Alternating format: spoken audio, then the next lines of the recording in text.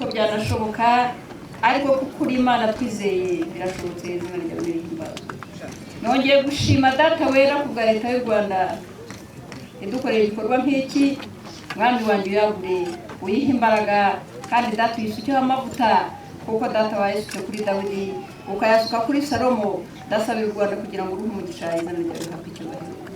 Burana n'abaruramya Uwiteka barwanya ubigize ko kuri Imana izina ryawe rihabwe icyubahiro.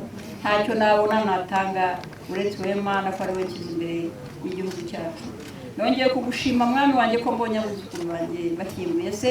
Nongeye kugushimira Eriko mwami wanjye tuvindime umuryango wa Gasana umufashe mu mugongo wamuhaye inyana.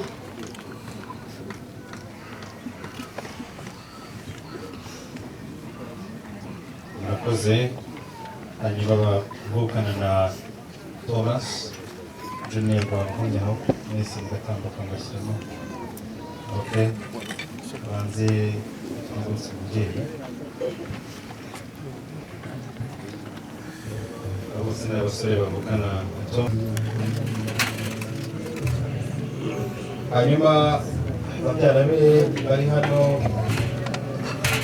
abatinze muri hangara. Reka nsabe famille John Rwangombwa hano